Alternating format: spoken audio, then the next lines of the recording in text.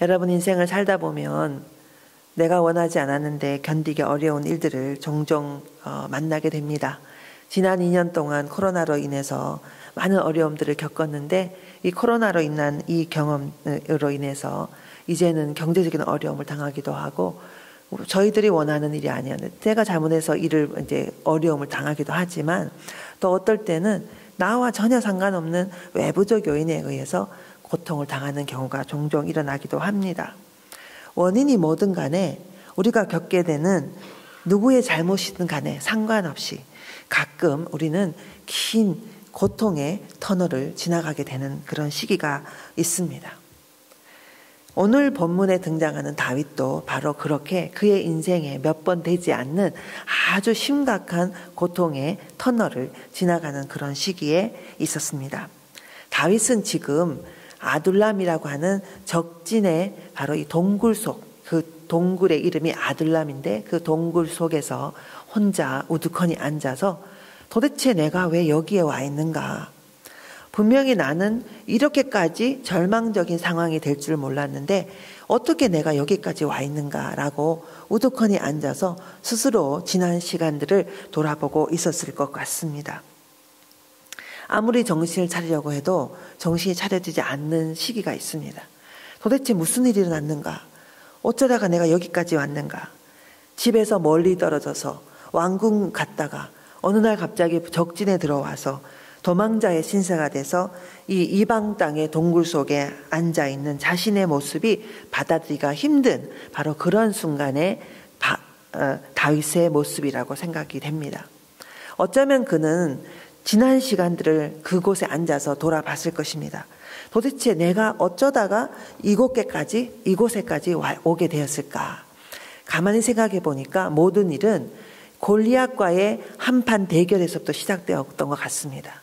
목동으로 조용한 세월을 지냈던 그가 어쩌다가 형들을 만나러 갔는데 그 전쟁 중에 있었던 형들을 만났을 때에 만났던 이 골리앗.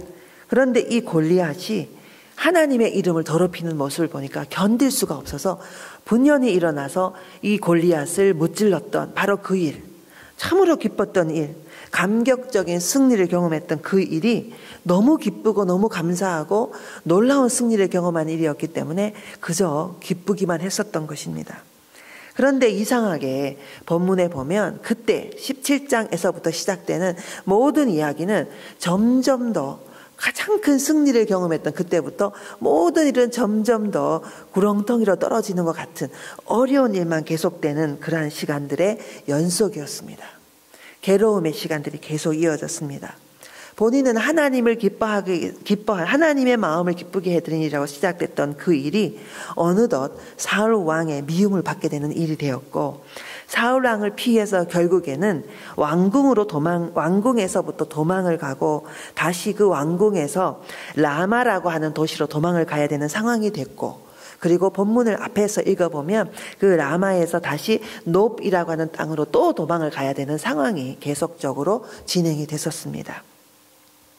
놉이라고 하는 도시에 숨어들었을 때에 이제는 괜찮겠거니 라고 생각을 했으나 그곳에서 사울의 부하였던 도액이라고 하는 사람을 또 딱 마주치게 되었습니다.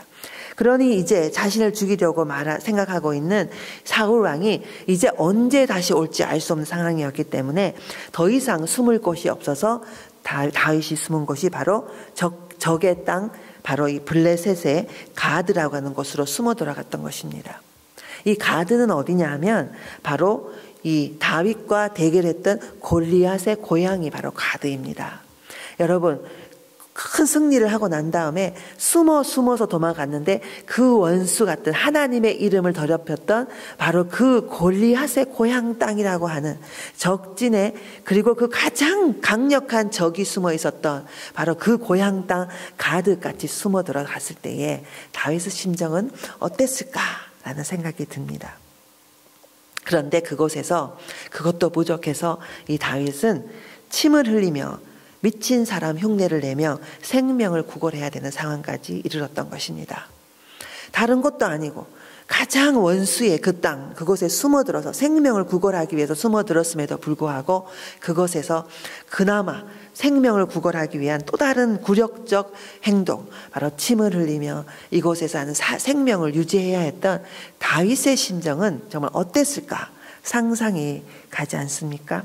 더 이상 낮아질 곳이 없는 굴욕적 상황 속에 들어있었던 다윗에게는 그러나 한 걸음 더 어두운 터널로 들어가야 되는 순간이 있었습니다.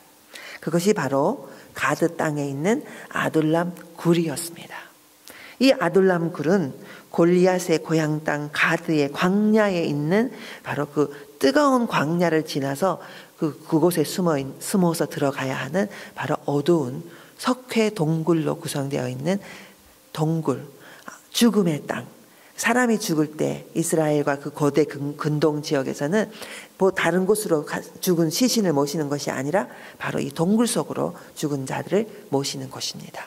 바로 그곳에 이제 생명을 유지하기 위해서 숨어 들어갔던 그 아둘람 굴. 다윗에게 있어서 아둘람 굴은 어떤 곳이었나? 저는 오늘 여러분과 함께 다윗의 아둘람 굴에서의 경험이 어떻게 그곳에 하나님의 생명, 하나님의 사람들을 일으켜 세우는 바로 그 환대의 공간이 되었는지를 여러분과 함께 나누려고 하는 것입니다. 첫째로 이 다윗에게 있어서 아둘람 굴은 지금까지 말씀드린 것과 같이 분명하게 절망의 공간이었습니다. 여러분은 어떻습니까?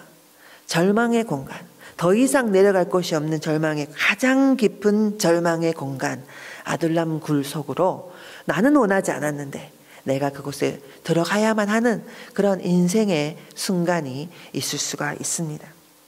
이것은 어쩌면 다윗의 이 아둘람 굴은 요셉의 감옥 생활과 같은 것이었다 이런 생각이 들기도 하였습니다.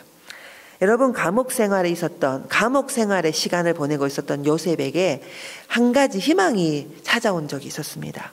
그것은 뭐냐 하면 술 맡은 관원이 있었는데 그 술 맡은 관원에게 꿈을 해몽해주는 선행을 베풀었을 때에 요셉이 혹시 당신이 풀려나거든 나를 기억해 주십시오라고 부탁한 내용이 있습니다. 그런데 창세기 41장 23절에 보면 이 술 맡은 관원이 요셉을 잊었다라는 말이 나옵니다. 여러분 요셉의 인생에 이때만큼 서글픈 순간이 있었을까? 자기에게 선행을 베푼 그 사람조차도 요셉을 잊었다. 잊혀진 존재가 되어서 아무도 그를 기억하지 못하는 상태. 어쩌면 그것이 요셉의 바로 그 잊혀진 상태에 같이 아둘람 굴에 홀로 남겨진 다윗의 모습이 이스라엘 백성으로부터 모두에게로부터 잊혀진 존재.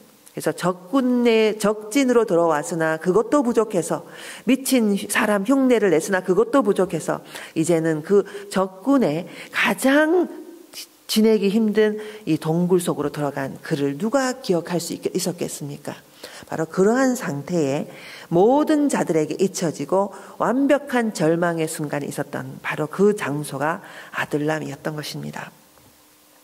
그런데 두 번째로 이 아둘람 굴은 다윗에게 절망의 공간이었을 뿐 아니라 그곳은 오늘 본문과 다윗이 아둘람에서 불렀던 그가 쓴 시편들이 있는데 그 시편들을 통해서 살펴보면 다윗이 이곳에서 하나님의 치유를 경험한 공간이었다는 것을 알 수가 있습니다. 여러분이 아둘람이라고 하는 것은 안식처라는 뜻을 가지고 있습니다. 너무나도 큰 절망의 공간이지만 그것은 안식처다라는 의미를 동시에 가지는 것은 이곳에서 회복이 일어났다라는 것을 말하는 것입니다. 이곳에서 그가 치유되었다라는 의미를 담고 있는 것입니다. 오늘 본문에 보면 아둘람 굴에 숨어 있은 지 얼마 지난 다음에 그에게 가족들이 찾아왔습니다. 형들을 다시 만나게 되고 부모님을 만나게 되고 가족 친척들을 만나게 됐을 때 아마 그는 제일 먼저 너무나도 억울한 순간들을 생각하며 가슴이 답답했던 그 많은 시간들 속에 홀로 있다가 함께 그 마음을 나눌 수 있는 가족이 찾아오는 순간은 그는 아마 뜨거운 눈물을 흘렸을 것입니다. 형들을 만나고 눈물을 흘리며 이제 그동안의 괴로움의 시간들을 서서히 씻어내는 시간이 시작이 되었던 것입니다. 조금씩 아둘람은 이제 안식처가 되어가고 있었습니다. 동굴의 절망적 현실이 바뀐 것이 아닙니다. 그럼에도 불구하고 아둘람의 바로 그 현장은 다윗에게는 서서히 조금씩 하나님의 치유의 빛이 들어오는 공간이 되었던 것입니다. 그러나 여러분, 고통에서 회복으로, 고통에서 치유로 변하는 것은 시간이 약이다. 모든 것은 시간이 다 지나면 해결된다 라고 말하지만 꼭 그런 것만은 아닙니다. 시간이 모든 것이 해결해 주는 것이 아니라 거기에는 하나님의 만져주심이 있어야만 회복이 일어나는 것입니다. 어떻게 회복이 일어날 수 있었을까? 그렇게 절망적인 순간에 어떻게 다윗이 회복할 수 있었을까? 그 비밀을 저희들은 시편 57편과 시편 142편, 다윗이 아둘람 굴에 있을 때 쓴 시를 보면 알 수가 있습니다. 오늘 특별히 새벽 기도에 그 본문을 다 함께 읽을 수는 없기 때문에 여러분이 집에 가서 꼭 그 본문을 한번 읽어보시기 바랍니다. 다윗이 어떤 심정이었을까? 시편 57편과 시편 142편에 보면 동굴 속에 다윗의 마음을 살필 수가 있는데 거기에서 고통 중에 하나님 나의 원한을 풀어주세요. 하나님 나는 억울합니다. 이 원수가 나를 괴롭히고 있습니다. 라고 하는 그 하나님 앞에 원통한 그 마음을 쓰고 있는 그 문장의 시편 속에 사이사이에 그는 하나님을 앙망하며 하나님이 모든 것을 나의 원통함 해결해 줄 것입니다. 라고 하는 하나님을 갈망하는 내용이 함께 나오고 있습니다. 그는 간절히 하나님이 자신의 억울함을 풀어주고 나를 치유해 주기를 원하는 간절한 그 소망이 그 글 속에 들어있는 것을 보고 바로 그래서 그가 이 아둘람에서 하나님의 치유를 경험했구나 하는 것을 알 수가 있습니다. 아둘람과 굴에서의 경험이 저에게도 있었습니다. 절망의 순간, 도저히 끝이 보이지 않는 어두운 터널의 순간을 지나가게 됐을 때에 저도 이렇게 여기서 나는 헤어날 수가 없는 것이 아니겠는가. 너무도 깊은 절망의 순간이 저에게 찾아왔을 때에 저는 정말 그곳에서 하나님의 치유가 일어날 수 있다는 사실을 배우질 못했는데 그 안에서 이 아둘람에서 하나님의 치유를 경험하듯이 제 인생에 새로운 하나님을 만나는 경험을 하게 됐던 것입니다. 그것은 5년 전 일입니다. 5년 전에 저는 여러분처럼 물론 왔다 갔다 하고 있었지만 저희 남편이 바로 이곳 멀지 않는 곳에 있는 베일플라우라는 곳에서 교회를 개척하고 지낸 개척교회 목회자의 삶을 지내고 있었던 남편, 이민자의 개척교회 목회자의 삶을 살았던 이민자 목회자의 아내이기도 합니다. 그런데 저는 하나님의 뜻 가운데 정말 제가 그러려고 그런 건 아닌데 어쩌다가 그 순간순간 하나님이 원하는 뜻을 따라 산다고 하면서 결국 저는 장신대 교수가 되어서 방학이면 한국에 나와서 방학이면 미국에 와서 교수 사역을 내려놓고 목회자의 아내의 사역을 감당하고 또 방학이 끝나면 한국에 가서 복음을 신학생들 대상으로 복음 전도 사역을 하는 그 사람들 하나님의 일꾼으로 세우는 교수 사역을 한 지가 10년이 넘은 그런 세월을 지냈습니다. 그리고 2016년 11월에 뜻밖의 남편이 간암 말기 선고를 받게 됐고 2017년 2월 12일 날 2개월 반 만에 하나님의 부르심을 받게 된 경험을 하게 됐던 것입니다. 너무나도 건강하게 아무런 증상이 없다가 갑자기 설사를 조금 하기 시작하는 증상과 함께 홀로 병원을 가게 됐고 병원에서 간암 말기 선고 이미 80%가 암으로 다 덮여 있었기 때문에 아무런 수술도 할 수 없고 죽음을 준비하라. 3개월밖에 살지 못할 것이다. 라는 얘기를 듣고 청정병력 같은 경험을 하게 됐습니다. 어쩌면 이런 일을 당하게 됐는가. 그때 제 심정은 하나님께 대한 원망과 남편을 방치하여 결국에는 이 상황까지 온 것이 아닌가라고 하는 깊은 죄책감에 견딜 수 없어 저는 어두운 터널의 그 기간 속에 하나님 이럴 수는 없습니다. 하나님 이렇게 끝날 수는 없지 않습니까? 하나님께서 허락해 주신 소명인 줄 알고 이렇게 헌신하여 살아왔는데 이렇게 남편이 죽음을 맞이하게 된다. 저희 남편이 당시에 53세였습니다. 이렇게 마지막이 끝이 난다는 것을 받아들일 수가 없어서 제 인생에 너무나도 깊은 절망과 눈물 속에 지내는 시간을 그때부터 경험하게 됐었습니다. 절망의 경험. 누구의 잘못도 아니고 어쩌면 제 잘못도 있을 수 있고 남편의 건강관리를 제대로 못한 우리의 잘못도 있을 수 있고 인생을 살다 보면 여기에 계시는 대부분들이 그래도 인생의 쓴맛을 다 경험하고 인생의 즐거움을 경험하는 세월의 그 연륜을 통해서 인생이 얼마나 우리 마음대로 되는 것이 아니라는 것을 경험을 하셨으리라 생각이 됩니다. 그 정도 나이가 되니 우리가 제대로 하려고 했으나 그 끝이 좋지 않을 수도 있고 잘못된 길인 줄 알았는데 끝이 좋게 나는 경우도 있고 최선을 다해서 열심히 살았으나 내가 원하는 대로 되지 않는 순간이 오는 것을 알게 됩니다. 다윗이 그런 것처럼 제 인생에도 인생의 절망을 경험했을 때에 참으로 신기하게도 바로 그 순간에 하나님의 치유를 저는 또한 경험하게 됐습니다. 남편의 죽음을 경험하고 이제 죽음이 다가오며 예수 믿는 사람은 예수 믿지 않는 사람과 달리 죽음을 어떻게 받아들여야 되는구나 하는 것을 묵상하고 함께 나누고 둘 다 목사의 길을 가는 사람으로 이것을 어떻게 받아들이는지 함께 격려하고 육신의 죽음을 결국에는 직면하게 되나 우리 모두는 다 육신의 죽음을 경험하게 되나 그 너머에 있는 하나님의 우리를 향한 하나님의 뜻 새로운 생명을 준비하고 계시는 하나님의 뜻을 우리는 어떻게 소망해야 되는지를 배우게 되면서 저는 삶과 죽음이 이렇게 멀리 떨어져 있는 것이 아니라 가까이 있는 것이구나 하는 것을 배우게 됐습니다. 그때 이후에 저는 또 다른 하나님의 메시지를 얻게 됐는데 바로 이 절망 속에 희망, 절망 속에 하나님의 치유의 경험을 나중에 또 계속적으로 연이어 하게 되면서 저는 너무나도 중요한 배움을 얻게 됐는데 그것이 뭐냐 하면 바로 삶과 죽음이 매우 근접하다는 사실이었습니다. 2020년 그러니까 저의 남편이 그렇게 죽음을 경험한 이후에 정확하게 3년 만에 대구에서 코로나 집단 발병이 일어났을 때에 초기 희생자로 치료도 못 해보고 병원에 실려갔으나 입원실이 없어서 결국에는 참으로 억울하게 죽임을 당한 그 수많은 희생자 중에 저희 친언니가 있었습니다. 저는 어떻게 이런 일이 저희 가정에 또 일어나게 됐나 받아들일 수가 없는 그때 다시 한 번 더 제가 깨달은 것이 있었는데 정말 우리는 오늘 살아있으나 사는 것이 아니구나. 코로나가 발생을 하면서 더욱더 그것을 경험하게 됐습니다. 작년 12월 25일 날 저는 또 한 번의 가장 가까운 제 인생의 가장 중요한 사람의 죽음을 다시 경험하게 됐습니다.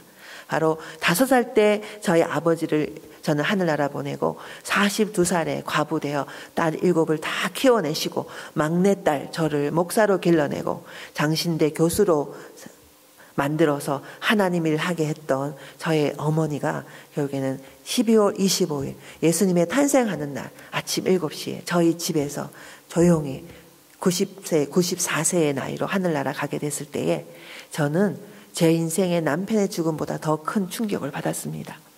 남편의 죽음도 말할 수 없이 슬프지만 저의 어머니는 제 인생에 있어서 아버지요 어머니요 제 인생에 있어서 정신적 지주와 같은 분인데 그 마지막 죽음을 그래도 저희 가정에서 마지막으로 연로한 몸으로 편안히 하늘나라 가게 됐을 때 그 마지막 임종을 지킬 수가 있었습니다. 연이어 하나님께서 제게 말씀해 주시는 그 메시지가 뭐냐 하면 오늘 나는 살아있다라고 느끼지만 그러나 나는 내일 살아있는 것이 아닐 수도 있구나. 나는 오늘 이렇게 하나님 앞에서 무언가를 하면서 하나님 일을 하겠다고 큰 소리치며 살지만 그러나 내일 주님께서 나를 부르시면 나는 금방 모든 것을 털고 떠나야 하는 것이 인생이구나 하는 것을 반복적으로 배우게 됐습니다. 다윗이 아둘람 굴에서 절망 속에서 나는 아무것도 할 수 없는 존재가 되었구나. 모두가 나를 잊었겠구나. 그 위대한 하나님의 승리는 이제 조롱거리가 되어서 내가 여기 숨어서 아무도 나를 모르고 내가 알려지는 것은 중요하지 않아도 하나님의 이름이 이렇게 더럽혀지고 이렇게 실패로 끝나겠구나. 절망했던 그 순간에 다윗은 하나님을 앙망하며 그 공간이 회복의 공간, 치유의 공간이 됐던 것처럼 저의 절망의 순간 또한 회복의 공간, 절망의 그 순간이 바로 회복과 치유의 순간이 되었던 것입니다. 사랑하는 여러분, 저는 여러분들이 지금 여러분이 겪고 있는 삶의 고단함이 여러분들이 어쩌면 참 삶이 힘들구나 라고 생각이 돼요. 재정적으로 어렵거나 교회적으로 어렵거나 내가 원하는 대로 모든 것이 잘 안 돼서 자식들이 내 마음을 괴롭히거나 인생이 마음대로 되지 않을 때에 절망하기 쉽습니다. 절망하지 마십시오. 왜냐하면 그 절망의 순간에 하나님이 여러분을 치유하시고 여러분을 회복시키는 놀라운 신비로운 하나님의 역사가 일어날 수 있는 바로 그 장소가 바로 그 절망의 장소이기 때문에 그렇습니다. 사랑하는 여러분, 이 세 번째로 더 중요한 것이 있습니다. 아둘람은 절망의 장소이지만 그 절망의 장소가 희망의 장소, 평소에 모든 것이 행복하고 안정적이고 부러울 것이 없는 상황이 되면 사실은 거기엔 치유가 일어나지 않습니다. 왜냐하면 내가 인생의 주인이 되기 때문에 그렇습니다. 내가 인생의 주인이 될 수 없다는 사실을 깨닫고 내가 살아있으나 언제든지 죽을 수 있구나. 하나님은 이렇게 우리는 아무것도 할 수 없는 존재이나 우리를 이렇게 함께 하시구나 라고 하는 그 절망 속에 희망을 찾고 그 절망 속에 하나님의 치유를 경험하게 되면 거기에서부터 놀라운 변화가 일어납니다. 그것이 뭐냐 하면 바로 아둘람의 환대입니다. 아둘람의 환대는 바로 이 아둘람은 환대의 공간이 되었다는 것입니다. 놀라운 변화가 일어났는데 아둘람에서 본인만 회복한 것이 아니라 다윗을 찾아온 사람들이 있었다는 것을 오늘 본문이 말하고 있습니다. 다윗을 찾아온 사람들이 다윗이 절망 속에서 회복을 하기 시작하는 그 어느 지점에 사람들이 찾아오기 시작을 했습니다. 그런데 이 사람들이 어떤 사람들이냐면 다윗을 찾아온 이 사람들이 압제를 당하는 사람들이었다는 겁니다. 빚에 시달리는 사람들이었습니다. 억울하고 원통한 일을 당한 사람들이었습니다. 사울 왕권 안에서 정치적으로 경제적으로 사회적으로 주변인으로 남겨진 사람들, 중심에 힘을 가지고 있는 사람들, 내가 중심이 되어서 이 사회의 중심이 되어서 권력을 가지고 있는 사람들이 찾아오는 것이 아니라 권력이 없는 사람들, 가난한 사람들, 억울하고 원통한 일을 당한 사람들, 다른 말로 말하면 바로 주변인이 된 사람들이 이곳에 몰려든 것입니다. 여기 다윗과 같이 동일한 아둘람 굴을 찾아온 억울하고 원통한 자들, 바로 억울한 일을 당하고 도피하듯 숨어드는 사람들, 다윗과 같은 처지에 있는 사람들이 이곳에 온 것입니다. 절망의 자리에 있었던 다윗이 또 다른 절망에 있는 사람들의 환대가 시작된 겁니다. 친절함을 베푼 것입니다. 사랑하는 여러분, 환대는 다른 것이 아니고 친절함을 베푸는 것입니다. 친절함은 음식을 제공하는 방법도 있지만 따뜻한 언어를 베풀어서 따뜻한 언어를 통해서 자기도 고단하지만 나도 죽을 것 같이 힘들지만 또 다른 가난하고 고통받고 절망하고 울고 있는 자들에게 사랑을 베풀고 따뜻함을 베풀고 따뜻한 말을 걸고 하는 그런 작은 친절함, 그것이 바로 다윗이 베푼 아둘람에서의 환대였던 것입니다. 이곳은 과거에 절망의 경험이 공유되었던 곳이라고 한다면 이제 여기에 희망을 함께 노래하는 공간이 되어갔습니다. 이 아둘람은 약자들이 모여 있어서 약자들이 주변인들이 모여들어서 함께 사랑을 나누고 공동체를 형성하고 연대하는 새로운 환대의 공간이 되었던 것입니다. 다윗의 절망에서 다시 다윗이 절망하는 저 사람의 모습 안에 저 사람은 절망할 수밖에 없는 상황이지만 그 절망 속에 희망을 품고 있는 모습, 여러분 이것은 전염성이 있습니다. 저 사람은 절망을 해야 되는데 절망 속에 희망을 가지고 희망을 노래하는 모습은 다른 절망하는 자들에게 전염을 일으키는 것입니다. 그래서 이 전염된 다윗의 절망 속에 있는 희망이 전염되어 서서히 다른 사람들의 마음에 빛을 비추기 시작을 했습니다. 다른 사람들의 마음속에도 절망 속에 있는 하나님의 희망을 함께 노래해야 되겠다라는 이 희망이 퍼져나기 시작했던 것입니다. 그래, 다시 용기 내요. 하나님이 살아계시니, 하나님이 하시니, 일하시니, 다시 한번 노래하자. 다시 한번 격려하자. 다시 한번 일어나자라고 하는 희망이 여기서 움터온 것입니다. 이곳은 이제 새로운 시대를 열어갈 하나님의 일꾼이 만들어지는 곳이 되었습니다. 오합지졸 갖고 마음의 상처를 가지고 원한을 품은 사람들이 서서히 하나님의 위대한 장수로 변화된 곳, 바로 이곳이 아둘람 굴이었습니다. 버려진 자들, 아무도 관심을 가지지 않는 자들, 잊혀진 자들이 모여서 다윗이 다윗 왕조를 만들어낼 때 그의 오른팔이 되었던 든든한 다윗의 장수 최측근 400명이 만들어진 곳, 바로 이곳이 아둘람입니다. 사무엘하 23장 13절에 보면 이런 이야기가 나옵니다. 재미있는 얘기가 나오는데요. 사무엘하 23장 13절에 보면은 아둘람 굴에 있었던 다윗을 만났던 이 장수들이 얼마나 다윗을 사랑했는지를 알 수 있는 본문이 있습니다. 다윗을 목숨보다 더 소중하게 생각했던 사람들입니다. 어떤 일이 있었냐면, 한 번은 다윗이 자기가 얼마나 이 고향, 옛날 다윗 자기의 그 고향 땅, 그리운 그런 마음이 있었던지 베들레헴에 우물이 있었는데, 그 베들레헴 우물 물에 물을 떠와서 물을 마시고 싶다라고 하는 말도 안 되는 요구를 장수들에게 하게 됩니다. 자기와 함께 있었던 부하들이죠. 그랬더니 이 부하 중에 3명이 이미 그 땅은 블레셋이 점령한 땅이었습니다. 그것을 가려면, 그 우물물을 떠오기 위해서는 블레셋 적군으로 들어가서 그것을 뚫고 들어가서 물을 떠와야 되는 일이었는데, 다윗의 장수 3명이 블레셋 적군을 적진으로 뚫고 들어가서 목숨을 건 위험을 하고 그곳에서 물을 떠오는 일을 하게 됩니다. 그 물을 받아든 다윗이 정말 당신들은 훌륭해 라고 말한 것이 아니고, 그 물을 받아들고 나는 차마 이 물을 못 마시겠다, 이것은 핏값이다 라고 그러면서 하나님 앞에 회개하는 내용이 나옵니다. 그리고는 그 물을 하나님의 제단에 뿌리고 예배를 드리며, 하나님 잘못했습니다. 내가 다시는 나의 사랑하는 부하들에게 이러한 요구를 하지 않겠습니다 라고 회개하는 내용이 나옵니다. 저는 이 내용을 보면서 이들의 우정은 목숨보다 더 진하구나.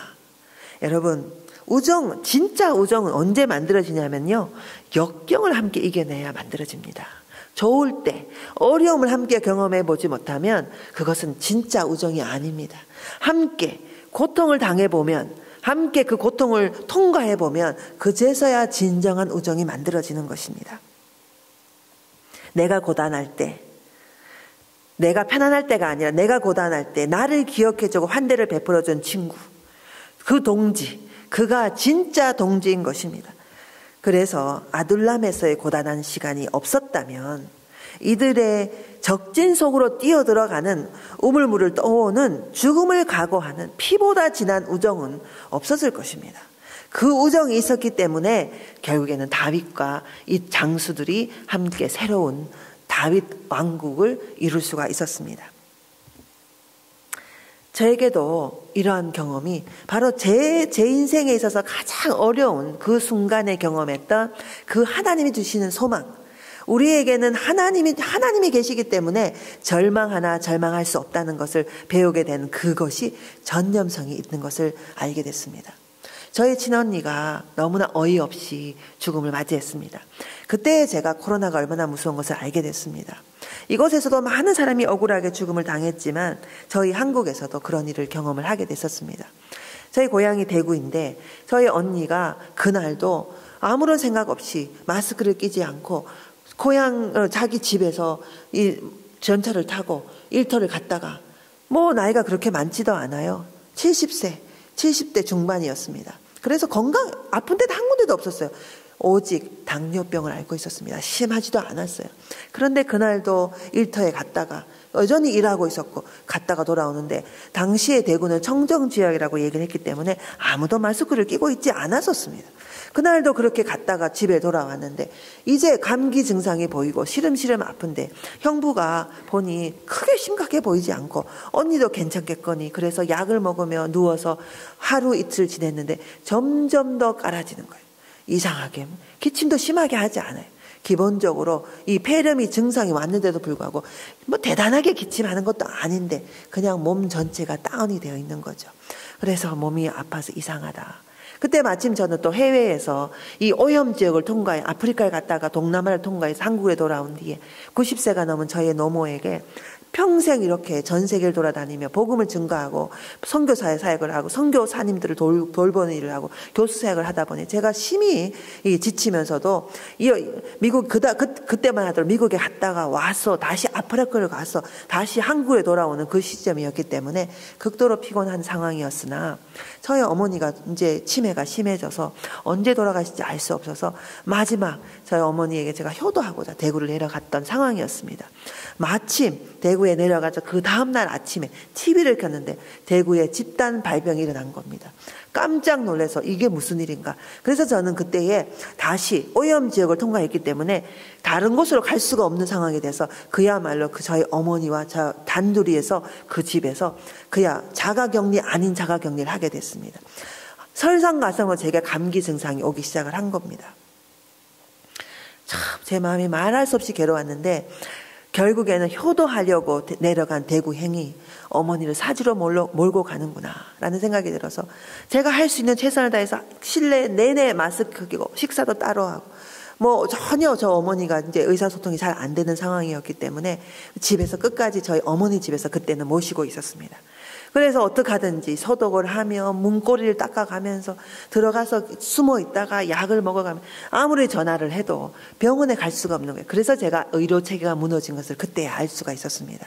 제가 그 경험을 하지 않았다면 어떻게 대구에 있는 많은 사람들이 억울하게 죽임을 당하는가, 의료 체계가 무너진 것이 얼마나 무섭는가를 제가 그때 경험하게 된 겁니다. 무조건 기다리라는 거예요. 폐렴 증상이 올 때까지 병원에도 못 가고 그저 집에서 기다리는 겁니다. 그래서 저는 며칠을 불안에 떨면서 있었는데 마침 그때에 다른 동네에 살고 있는 저희 언니가 아프다는 얘기를 듣고 언니 괜찮아? 언니 나도 몸이 아파. 우리 다 조심조심 하자라고 했는데 그 언니가 알고 보니 코로나 확진자가 되었던 거예요.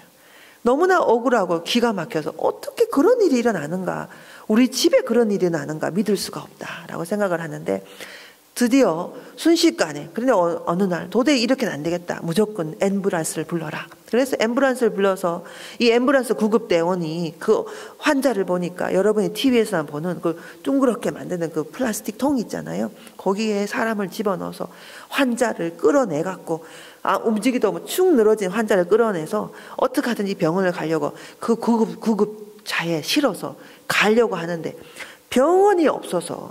갈 병원이 없어서 결국에는 그 환자를 다시 집에 내려놓고 다시 또 환자가 갈 곳이 없어서 집에 내려놓는 해프닝이 벌어지기도 했었습니다. 그리고 얼마 있다가 도저히 안 돼서 이러다간 정말로 안 되겠다 해서 저희 형부도 또 물론 자가격리하고 그때쯤에 이미 코로나 확진자라는 걸 알게 됐고, 그래서 형부가 다시 전화해서 뭐라고 얘기했냐면 구급대원에게 그 구급차 안에는 산소호흡기가 있지 않습니까? 산소호흡기를 대고 어떻게 링거 한 번 안 맞고 링겔 한 번 안 맞고 제가 남편인데 어떻게 아내의 이 긴 세월 50년 60년 함께한 세월에 이 아내가 링겔 한 번 안 먹고 죽음을 맞이하게 하겠습니까? 그러면서 눈물로 호소를 했어요. 그래서 이 앰뷸런스가 다시 오게 됐고 이 환자를 다시 실어서 그래서 부탁을 한 거죠. 산소호흡기를 대고 내려가지 않게 집에 내려두지 마십시오. 어느든지 병원에 나면 들어갈 수 있다. 왜냐하면 중환자니까 어디 자리가 나면 들어갈 수 있게 해주십시오라고 간곡히 부탁했더니 그 구급대원이 선한 사마리안이 되어주셨어요. 그래서 밤새 있어도 됩니다. 걱정하지 마세요. 이곳에 그냥 기다리세요 라고 해서 산소호흡기를 대고 언니는 그래도 여전히 의식이 있었기 때문에 산소호흡기를 되니까 살아났다. 그래도 내가 살겠구나라고 생각을 하고, 형부도 같은 그 안에서 뒤에 산소호흡기 옆에서 대고 있는 언니와 함께 병원에 병실이 나기를 기다리고 있었습니다. 언제 병실이 날지 모르는 기다리는 피를 마리는 시간을 보낸 다음에, 제가 이렇게 길게 얘기하는 이유는 사실은 그 이후에 일어난 매우 중요한 이 경험, 제가 하나님의 은혜를 경험한, 남편의 죽음을 경험했으나 동시에 그 안에서 삶과 죽음이 얼마나 근접한지, 우리가 오늘 살았으나 하나님 앞에 언제 부를지 모르기 때문에 뜨겁게 주님을 위해 살아가야 된다는 것을 제가 배웠기 때문에, 완전히 제가 딴 사람이 된 그 경험 이후에 제가 어떻게 사람들에게 저의 작은 힘으로 환대를 제가 실천할 수 있었는지를 나누기 위해서 말씀을 드리는 겁니다. 저희 언니가 그렇게 병원에 들어갔어요. 기적적으로. 그리고 1시간 만에 밤 11시 전화가 왔습니다. 형부에, 저희 언니들 누구도 어떻게 대응해야 될 줄 모르는 거예요. 처음 당하는 일이고, 이 기가 막힌 일을 어떻게, 저는 막내인데도 불구하고 목사이지만 저희 다른 언니나 형부보다 훨씬 더 세상 경력이나 어떤 여러 가지 연륜에서는 부족한 사람인데도 불구하고 형부가 제게 연락해서, 처제, 무슨 말인지 모르겠어. 처제, 전화 좀 해봐. 그래서 제가 전화를 했습니다. 의사 선생님이 전화를 받았는데 너무나도 기가 막힌 얘기를 하는 거예요. 연명치료를 하든지 죽음을 맞이하든지, 그 얘기를 듣는데 하늘이 무너지는 거예요. 이거는 너무나도 이 가족에게는, 형부에게는 정말로 잊을 수 없는 아내의 죽음을 맞이하는 경험이 되겠구나. 그럼 어떡할 것이냐. 무슨 그게 꼽는 게 있어요. 이름은 제가 까먹었는데, 그걸 하면서 생명을 연장할 것이냐, 아니면 죽음을 맞이하게 할 것이냐. 그럴 때에 제가 이렇게 말씀드릴 수가 있었어요. 형부, 괜찮아요. 우리 예수 믿는 사람은 당당하게 죽음의 길을, 바로 그 죽음의 그 강을 믿음 안에서 건너갈 수 있어요. 괜찮아요. 작별 인사 하시면 돼요. 제가 어떻게 그런 말을 할 수 있었겠어요? 3년 전에, 정확하게 3년 전에 2017년 2월 12일 날 남편을 하늘나라 보내고, 그 이후에 그 과정 속에 제가 경험했던 삶과 죽음의 메시지를 새롭게 깨닫고, 남편도 마지막 죽음이 임박했을 때에 유언으로 남긴 것이, 우리 목사님께는 제가 말씀드린 적이 있습니다. 마지막 유언이 희한하게도, 저는 아이가 셋이 있는데 직계가족, 한국에서 치료를 하다가 마지막 죽음은 자기 직계가족에게 둘러싸여 죽음을 맞이하고 싶다 그래서 007 작전하듯이 환자를 싣고 그 공항을 통과하고 앰뷸런스를 타고 그 비행기를 안 태워줍니다. 돌아가시기가 다 되니까 불안해서. 그런데 특별하게 의사의 허락을 받아서 사인을 받아 몇 명의 의사의 사인을 받아서 비행기를 타고 와서 2주 만에 돌아가셨습니다. 가족에 둘러싸여 죽음을 맞이하는 그 순간에 남편 목사님의 마지막 유언은 참으로도 쉬우면서도 어려운 요구였어요. 아이 셋을 향하여 한 명 한 명 향하여 말한 것이 뭐냐면, 이름을 부르면서 한 명 한 명 똑같은 유언을 남겼는데 예수님 잘 믿어라는 것이었어요. 목사 자녀들이 예수 잘 믿기가 좀 어려울 수가 있습니다. 왜냐하면 이 목사님들이, 우리 목사님도 여기 계시지만 말씀을 증거하는 모습하고 삶의 모습이 같을 수가 없어요. 그거를 너그럽게 봐주셔야 됩니다. 저도 그래요. 제가 그렇게 아무리 하나님 말씀대로 살려고 노력하지만 현장에 가면 저도 엄마고 저도 아내니까 성질을 부릴 때가 있어요. 그러면 어떻게 이중적인 삶을 사는가, 이렇게 사람들이 생각하기 쉬운데 특별히 자녀들이 그렇게 생각할 수가 있습니다. 엄마는, 아버지는 이중적인 사람이야, 이렇게 생각할 수가 있어요. 그래서 예수도 안 믿으려고 그러는 사람도 종종 있습니다. 전 개인적으로 그래서 자녀들한테 신앙교육하는 거, 강요하는 거 싫어합니다. 그런데 그 미안한 마음 때문에 그런지 본인이 자녀들에게 마지막 부탁하는 것이 그것이었어요. 예수 잘 믿어라. 그리고 난 다음에 마지막으로 저를 향하여서, 저 집에서는 은경이 엄마입니다. 제가 무슨 박보경 목사이겠습니까? 남편에게는 은경이 엄마. 그래서 늘 저를 향해서 은경이 엄마 이렇게 부르는데, 그날따라 무슨 일인지 저에게 유언을 하는데, 한 명 한 명 큰아이부터 유언을 하더니 마지막 제 차례가 딱 되니까 저를 향해서 박보경 목사 다 죽어가는 목소리로 박보경 목사 이렇게 부르는 거예요. 제가 깜짝 놀라서 여보 왜 그렇게 불러? 제가 지금 거짓말하는 게 아니에요. 다 있었던 사실입니다. 여보 왜 그렇게 불러? 그랬더니 내 목까지 2배로 목회해줘. 이게 남편의 유언이었습니다. 남편은 개척교회 목회를 했기 때문에 주중에는 트럭 운전을 하고 있었습니다. 여러분 아시는 50피트짜리 트럭 운전을 일찌감치 운전면허증을 따서 내가 개척을 하는데 교인들에게 부담이 되지 않게 하겠다. 그래서 저희 남편은 부도에서부터 이 트럭으로 짐을 나르는 일을 하면서 교회를 개척을 했기 때문에 이 성도들의 백불 벌기가 얼마나 힘든지를 너무나 잘 알고 있었어요. 그래서 본인이 한 번은 그러더라고요. 여보 내 돈은 깨끗한 돈이야. 왜냐하면 나쁜 짓 하면 돈을 벌 수가 없다는 거예요. 트럭 운전하면은 밥 한 끼도 제대로 도시락을 싸고 다니는 이유가 있어요. 트럭 운전사들은 차가 너무 크기 때문에 웬만한 큰 이 스테이션이 아니면 햄버거 하나 사 먹기도 힘듭니다.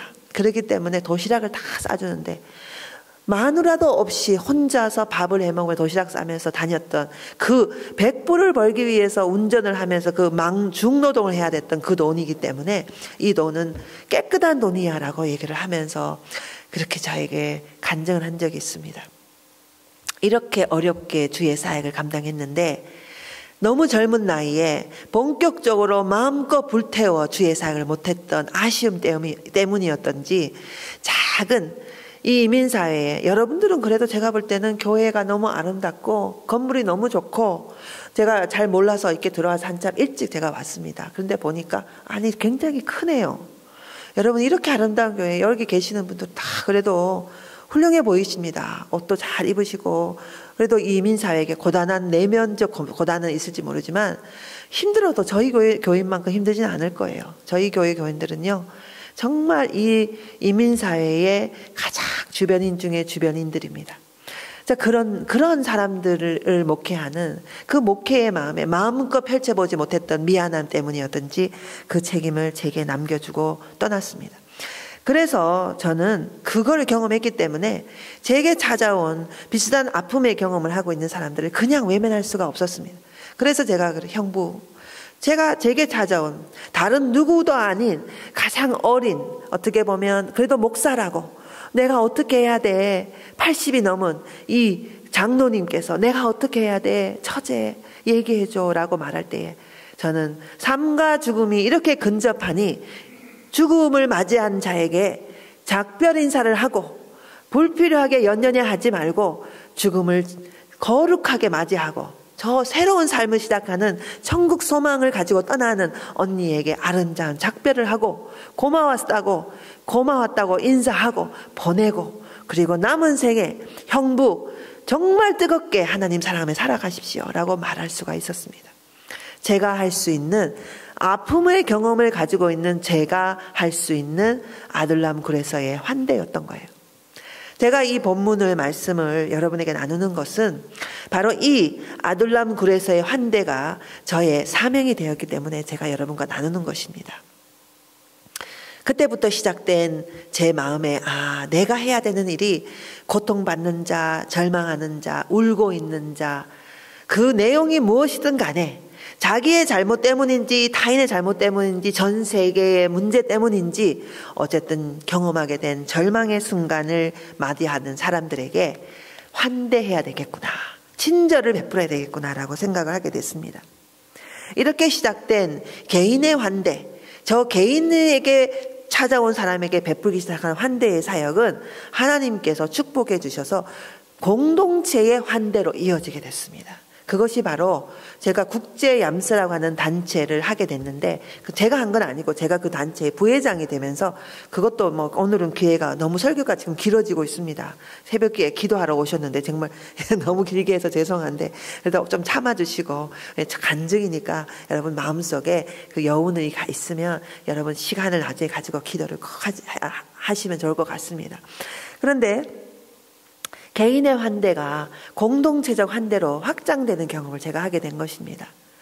제가 이 아둘람의 환대가 한 사람에게 내게 찾아온 한 사람 감옥 속에 있는 술 맡은 관원에게 환대를 베풀었던 요셉처럼 그리고 자기를 찾아온 울고 있는 자, 억울한 자들에게 환대를 베풀었던 다윗의 환대처럼 개인의 환대로 끝나는 것이 아니라 이것이 공동체적으로 발전하는 것을 알 수가 있었습니다. 제가 여기에 여러분들에게 드리고 싶은 말씀이 있습니다. 뭐냐 하면 목사님 혼자 하는 것이 아니고, 여기 우리 전도사님이 혼자 하는 것이 아니고, 여기 계시는 우리 장로님이신지 권사님이 혼자 하는 게 아니라 공동체적으로 오늘 우리가 살고 있는 코로나 시대에 교회가 감당해야 되는 사명이 바로 이 코로나 시대에 하나님이 원하는 사역이 바로 환대의 사역이라는 거예요. 왜냐하면 사람들이 모두가 다 울고 있기 때문에 그렇습니다. 알게 모르게 그 마음속에 모두가 다 상처 속에 있기 때문에 이 전 세계적인 고통의 상황에 교회가 진정으로 선교를 하는 것, 이것은 저 멀리 해외에 선교사를 보내는 것뿐 아니라 더 중요한 것이 있는데, 아픔이 넘치는 시기에 교회가 감당해야 될 선교 사역은 바로 우리를 찾아오는 환대, 우리를 찾아오는 억울한 일을 당하는 교회에서 위로를 받기 원하는 사람들이 찾아올 경우에 그들을 향하여 사랑의 환대를 베푸는 사역이라고 저는 확신하게 됐습니다.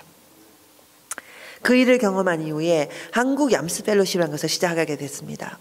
이 국제 얌스를 제가 이제 부회장을 맡고 하면서 이제 세계적인 학자들을 이제 만나고 보니까, 아, 우리 한국 교회는 여기 계시는 이민교회도 마찬가지지만 우리 한인들은 전 세계 가는 곳마다 이 선교를 참 많이 열심히 합니다. 가는 곳마다 교회를 세우고, 가는 곳마다 그 지역사회 복음화를 위해서, 이민사회를 위해서 복음화를 하고, 너무 많은 복음 전도 사역을 펼치지만 이러한 많은 사역을 감당하는 정작 그 많은 사역을 학문화시키지 못하고 있다는 그런 이 부족함을 발견하게 됐습니다. 그래서 그 부족함을 메꾸기 위해서 하나님께서 나를 이 무거운 짐을 주셨구나, 내가 원한 것이 아닌데 하나님이 그냥 제 어깨에 앵겨주셨구나 생각을 하고, 너무나 두렵고 너무나도 자신이 없지만 그 일을 감당해야 된다면 내가 손정하며 해야 되겠다 생각을 하고 시작한 일이 바로 이 한국 얌스 펠로십의 학자들을 돌보는 일이었습니다. 학자들을 돌보는데 이미 자리를 잡고 있는 학자들보다는 아무래도 이 일이 신진학자, 미래를 위해서 일할 사람들이기 때문에 젊은 학자들, 이제 막 박사학위를 맡은 사람들을 돌보기 시작하는데 공통점을 발견하게 됐습니다. 제가 하고 있는 사역이 인큐베이션이라는 사역인데, 그냥 박사학위를 주고 난 다음에 알아서 세계적인 학자가 되시지 못합니다. 어머니가 자녀를 돌보듯이 한 걸음 한 걸음 요건 요렇게 하십시오, 요건 저렇게 하십시오라고 가르쳐주는 길이 박사학위를 받은 이후에도 필요한데 그걸 제대로 못했다는 것을 알게 됐고, 그 일을 저는 아카데믹 인큐베이션이라는 이름을 붙여서 그 일을 시작하게 됐는데, 그 일을 하고 보니까 공통점이 발견됐습니다. 그게 뭐냐면 이 모든 신진학자들, 도움을 받고자 찾아오는 학자들이 모두가 다 억울한 일, 원통한 일을 당한 바로 아둘람을 찾아온 사람들이라는 사실을 알게 됐습니다. 자리를 못 잡으니까 어떤 학자들은 시간 강사를 하느라고 5군데, 6군데 생활고에 시달리는 학자들이 굉장히 많습니다. 공부는 어떻게 끝냈는데 생활고에 시달리니까 강사 일을 많이 하다 보면 연구를 못합니다. 그래서 본적, 어떤 사람은 결국에는 도저히 안 되겠다 그리고 이제 생활고에 시달려서 생활전선에 뛰어들기도 합니다. 이런 일들이 일어나면서 공부는 했으나 쓰임받지 못하는 절망을 경험하는 사람들을 너무나 많이 보게 됐고, 이들을 도와야 되겠다, 이들을 어떻게 돕지, 이렇게 고민을 하던 중에 하나님께서 놀라운 하나의 비전을 주시게 됐습니다. 그것이 뭐냐면 바로 이 아둘람 사역이 제가 시작하게 된 겁니다. 아둘람 사역은 올해 3월에 시작을 했는데 너무나 뜻밖의 우연하게 시작이 됐어요. 그 시작은 제가 청주에 오늘 이렇게 말씀을 증거하는 것처럼 이제서야 제가 말할 수 있는데, 제가 도착하자마자 목사님이 저한테 소식을 전해요. 교수님 미국에 오셨군요. 그래서 저한테 연락하셨길래 제가 반가워서 인사를 했는데, 저한테 교제를 하고 이제 식사 한번 하자고 하는데, 제가 먼저 토요일 새벽에 제가 말씀 증거하고 싶습니다 이랬어요. 왜냐하면 목사님에게 내가 여기에서 보통 이 교회 사장을 너무 잘 알지 않습니까? 주일은 제가 그동안 섬겼던, 저희 남편이 섬겼던 그 개척교회 내일 설교를 제가 하기로 약속이 되어 있어요. 너무나 작은 교회 공동체지요. 그래서 주일날 점심도 제가 대접하고 저희 이제 이번에 모든 일을 마무리하고 돌아가는 것이기 때문에 그런데 설교를 할 수 있는 시간이 그래도 토요일날 새벽에 있는데 누구든지 요청을 하면은 내가 설교를 해서 말씀을 나누고 은혜를 나눠야 되겠다 생각을 했는데 아무도 요청을 안 하는 거예요. 그래서 제가 못하고 있었는데 목사님이 제게 전락을 하셔서 제가 먼저 전했는데 목사님이 성도님들이 많이 못 오시는데 죄송해서 어떡해요. 그래서 거절하셨어요, 처음에는. 그런데 제가 괜찮다고, 그런 거 아니라고. 한 명이 앉아도. 제가 사실 일찍 와서 기도하면서 제 마음에 하나님, 제가 나누는 이 간증의 내용이 감동이 돼서 나도 환대의 사역을 하리라. 나는 지금 힘들지만 나도 내게 찾아오는 사람에게 따뜻한 말 한마디 하며 내가 이 환대 공동체를 만들려는 결심하는 사람 한 명만 나와도 저는 제가 이 설교 메시지를 전하는 것이 보람 있는 일입니다. 그렇게 하는 마음으로 제가 오늘 말씀을 증거하겠다고 말씀을 드렸던 겁니다. 그렇게 해서 이곳에서 환대 사역이 시작이 됐습니다. 그렇게 했는데 이 설교를 전하러 청주 서원균 교회라고 하는 청주의 제일 큰 교회 중에 하나인데 말씀 증거를 요청을 받았습니다. 그래서 그곳에 가서 설교를 했는데 그날 저녁 예배 설교가 끝난 다음에 특별 헌금을 선교 헌금을 하겠다고 하시고 그 선교 헌금 전액을 제가 섬기고 있는 단체에 헌금을 하시겠다고 말씀을 하셔서 너무 감사한 마음에 그날 제가 오후 예배 설교를 서울에 있었는데 설교를 마치고 보통 제가 아무리 그래도 주일에 2군데 설교를 하지는 못합니다. 체력이 딸려서. 그런데 서울에서 설교를 하고 광명역으로 달려가서 시간이 늦을까봐 오후 예배 설교가 다 끝나고 난 다음에 오후 후반부 부분을 거기 담임 목사에 맡겨놓고 기차 시간을 맞춰야 되기 때문에 또 달려가서 길이 막히면 모든 게 엉망이 되잖아요. 그래서 또 부랴부랴 광명역에서 전철을 타고 그 기차를 타고 오송역에 내려서 거기서 저를 픽업하는 사람 부목사가 기다리고 와서 그래서 그 서원근 교회를 도착을 해서 설교를 말씀을 증거했는데 너무 지치고 피곤해 갖고 말씀을 완전히 망해버렸어요. 무슨 말 횡설수설 말씀이 엉망이 되어버려요. 그런데 마지막 설교가 다 끝난 다음에 제가 이제 말씀을 증거하다 보면은 감이 옵니다. 이거 지금 제대로 되고 있구나. 아니 망하는구나. 아는데 망했어요, 완전히. 그래서 제가 그날 설교를 하고 너무너무 하나님 앞에 죄송한 거예요. 왜냐하면 그날 설교를 하면 헌금이 모여질 것이고 이 헌금이 결국에는 흘려보내서 누군가에게 저는 이제 사례비를 받으면 그걸 흘려보내거든요. 그런데 누군가에게 이 생명샘이 되는 귀한 하나님의 물질이 될 텐데 이 고단한 이 신진학자들에게 힘이 될 텐데 결국에는 내가 설교를 망쳐서 교인들의 감동이 안 오면 결국에는 조금 이렇게 주시면 많이 못 돕잖아요. 그런 마음에 마지막 설교를 하는데 기도를 마치겠습니다 하고 기도를 하는데 정말 너무너무 하나님 죄송한 마음이 드는 거예요. 체력 관리 못해서 망했구나. 이거 다 내 탓이다. 목사님 늘 자꾸 내가 부족해서 어제도 우리 같이 교제했는데 제가 부족해서 그렇습니다. 이런 말씀을 계속 하길래 제가 목사님 너무 자책하지 말아요.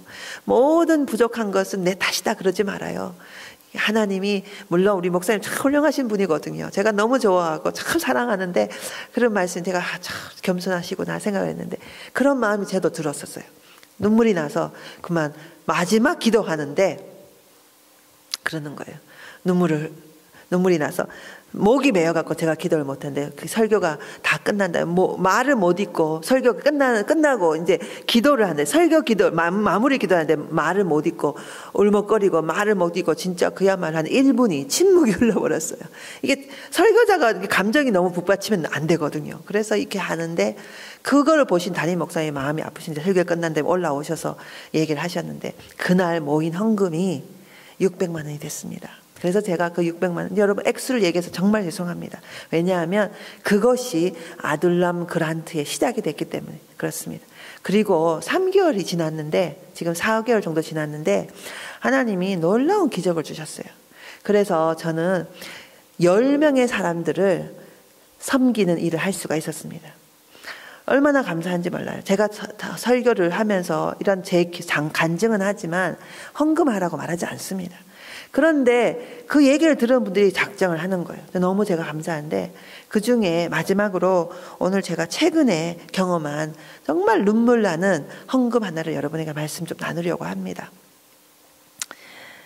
아둘람 그랜트를 시작한 지 4개월 된 지난 5월 초에 4월 중순에 제가 섬기고 있는 교회에 구리 모강교회에 김미신 권사님이로부터 일하고 하는 분으로부터 문자 메시지를 하나 받았습니다.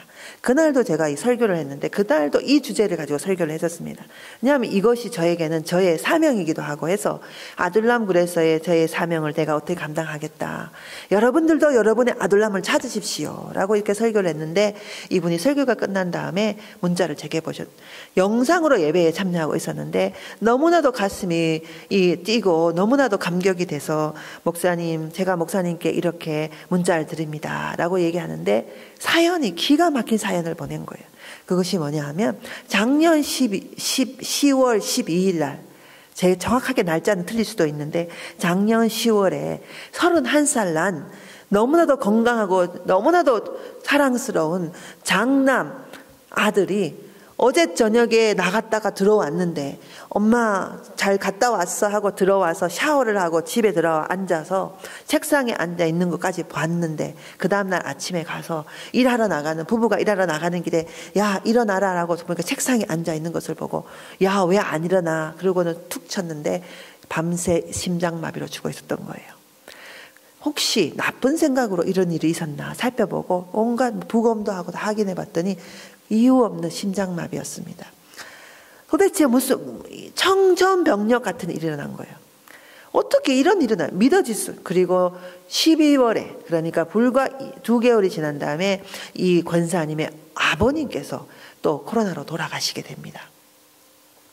얼마 전에 시아버지 시어머니가 돌아가셨어요. 그래서 불과 이 지난 2년 동안 4명의 가족의 4명이 갑자기 죽음을 당하는 것을 보고 그 중에 자기 아들 금쪽 같은 그 아들 장정 결혼도 하지 못하고 언제 이 귀한 아들 너무나도 착한 귀한 아들이 그렇게 심장마비로 죽은 것을 보고 이 권사님은 살 희망을 잃어버렸어요. 어떻게 밥이 넘어가겠습니까? 그때부터 밥을 먹지만 모든 고기가 끊어지고 나는 살 수가 없다. 이 권사님, 그래서 제일 괴로웠던 거는 교회를 못 가겠다는 거예요. 저 집은 무슨 일이 있어서 우환이 이렇게 심하게 일어나나 라는 생각이 그렇게 보여질까봐 본인이 교회를 못 가겠다. 좀 솔직한 심정입니다. 저도 그런 생각이 들었었어요. 내가 뭘 잘못했지? 라는 생각이 들더라고요. 이 고난이 찾아오니까. 그런데 그런 그 고난 중에 이분이 그 설교를 들었던 거예요. 그런데 이분은 저의 얘기를 잘 알기 때문에 같은 교회의 성도시니까 알기 때문에 저 여자 목사가 어떻게 그 슬픔을 이겨냈나라고 생각하고 쳐다보고 있었는데 그 더 큰 슬픔을 하게 되니까 제 마음을 이해하게 된 겁니다. 그러면서 목사님 아들이 일찍 떠났지만 저도 열심히 살게요. 그렇게 얘기해요. 그러십시오. 절대 절망하지 말고 그렇게 힘을 내고 살아내십시오. 라고 제가 격려해 드렸습니다. 그리고 5월 20일, 그러니까 얼마 지난 5월 20일이죠. 한 달 좀 지난 다음에 이분이 제게 다시 문자를 주셨어요. 그날은 본인이 처음으로 아들의 무덤을 가보는 날이었다고 합니다. 아들의 장례식도 참석을 못했는데 그리고는 이제 본인이 회복이 이제 조금씩 정신이 들은 거죠. 이제 내가 다시 살아야 되겠다. 어떻게 하든지 내가 또 죽으면 이 남편 상을 동시에 몇 명을 상을 당하는 거 아닙니까? 그리고 또 동생이 있어요. 그러니까 동생도 얼마나 충격을 받겠습니까? 그 생각이 드니까 사는 사람을 위해서 내가 살아야 되겠다는 생각이 들더랍니다. 그래서 그때부터 끊어진 곡기를 제대로 먹지도 못하지만 꼬쟁이가 되어서 이렇게 있는데 조금씩 죽도 먹어가면서 어떡하니 살아내려고 그러던 중에 처음으로 아들의 무덤을 방문한 날이었습니다. 근데 문자가 하나가 딱 왔답니다. 그런데 그 문자가 아들의 보험금이 입금되는 날이었는데 그런데 마치 아들이 엄마 나 잘 지내고 있으니 너무 슬퍼하지 마라고 하는 그런 메시지로 느껴져서 그래서 돌아가는 길에 남편과 함께 안수 집사님이신 남편과 함께 그렇게 다시 또 통곡하며 울었답니다. 그리고 난 다음에 두 사람이 그 그 돈이 들어온 것을 보고 이거를 어떻게 쓰면 좋을까 고민을 하다가 이거를 아들남 장학금으로 내면 좋겠다라고 저에게 문자를 넣은 거예요. 뭐라고 이렇게 말하냐면, 목사님, 이 돈은 너무 귀해서 그냥 쓰기 아까워서 가장 소중하게 쓰이기 바라서 보내드려요. 제가 그 얘기를 듣는데 얼마나 부담스러운지 모르겠어요. 제가 아직 그 돈을 어디에 써야 될지 모르겠어요. 결정을 못해서 지금 있습니다. 하나님께서 정말 어려운 사람, 정말로 눈물 흘리는 아들남 굴에 있는 사람들을 만나게 해주십시오. 그리고 그 사람을 이 돈으로 다시, 하나님은 살아계시고 하나님은 당신을 위로하시고 하나님은 당신의 사명을 기억하고 계시니 다시 용기 내십시오 라고 하는 하나님의 위로와 격려의 메시지로 전달하려고 합니다. 제가 이번에 저희 집을 팔았습니다. 저희 남편이 5년 전에 하늘나라 가기 전에, 얼마 전에 그 트럭 운전하면서 어렵게 마련한 조그만 콘도, 얼마 되지도 않는 조그만 콘도를 5년 만에 드디어 집 정리를 마무리하고 우리 아이들이 다 장성해서 이제 거기를 이제 클로징을 해도 되겠다 생각을 하고 이제 모든 걸 정리하고 사인하러 제가 사실 들어왔습니다. 근데 어제 낮에, 이제 목사님께 말씀드리지 않았는데, 그 에이전트, 그 중개인이 너무나도 수고 많으셨다고, 그 집을 사주기도 하고 그 집을 팔아주기도 하는 그분이, 제가 깜짝 놀랐어요. 목사님 좋은 일 해주세요. 그리고 제 딸과 같이 하는데 그 딸이 또 너무 이 일을 이렇게 잘하는 걸 보고, 저희 남편의 친구이기도 하거든요. 집사님이신데. 그래서 용돈으로 준다고 봉투 2개를 얻어 주셨어요. 그래서 그 봉투를 받고 저녁에 집에 왔어요. 뜯어봤는데 5,000불이 들어있는 거예요. 그래서 제가 이거를 보고 우리 딸이랑 같이, 은경아, 이거는 아들남이네. 둘이 합해서 아들남이 다 600만 원이 맞춰지는 거예요. 하나님이 이 집을 내가 그 집을 팔아서 그 돈을, 목사님께도 말씀드렸지만 제가 아들남 사역을 위해서 종잣돈으로 쓰겠다고 하나님께 그 돈을 저희들을 바쳤거든요. 이 집을. 그런데 이 집사님이 그 얘기를 나눈 적이 없는데, 그거를 본인의 복비를, 또 내가 볼 때는 복비보다 훨씬 더 많은 액수인 거죠. 그거를 모아서 헌금을 하는 거예요. 저는 이 경험을 하면서 하나님은 내가 뭘 하려고 하는 것이 아니라 내 자신을 드리려고 마지막 내게 주어진 책임을 다하기 위해서 하나님 나를 사용해 주십시오라고 말씀을 드렸더니, 하나님은 이 사람 저 사람을 붙여주셔서 하나님 일을 하게 하시는구나. 저는 어떻게 이 일이 이어질지 모르겠어요. 그러나 오늘 제가 여러분에게 어제 있었던 일까지 여러분에게 간증을 하며 나누고자 하는 것은, 여러분, 지금 우리에게 필요한 것은 아들남 굴을 찾아온 원망하는, 절망하는 사람들을 돌보는 환대입니다. 그것이 선교입니다. 그래서 저는 이 주막집 주모의 삶을 사는 것을 저의 이제 모토로 삼고 있는데, 사랑하는 여러분, 친절을 베푸는 것, 여기서부터 시작할 수 있습니다. 이렇게 아름다운 교회가 있는데 이 교회에 사랑이 넘치는 공동체가 되고 친절을 베풀고 따뜻한 말 한마디 격려해주고 서로, 그럴 때 사람들은 저기에 아들남이 형성되어 있고 저기에 위로가 있구나라고 생각할 때 사람들은 몰려들겠어요. 치유받고 싶어 하기 때문에 그렇습니다. 우리 시대의 선교는 치유의 선교인 것입니다. 말씀을 마무리합니다. 사랑하는 여러분, 이 교회가 아들남 공동체가 되기를 바랍니다. 서로를 향한 긍휼의 마음이, 서로를 향하여 각자 상한 다친 것을 서로 어루만져주고 거기서 멈추지 않고 꿈을 꾸는 것, 우리는 하나님의 영광을 위해서, 하나님의 사역을 위해서 우리는 이러한 일을 하면 좋겠다라는 꿈을 꾸는 것, 바로 그러한 공동체, 꿈꾸는 공동체, 하나님과 함께 희망을 노래하는 공동체가 되는 이 교회가 되실 수 있기를 간절히 부탁드립니다.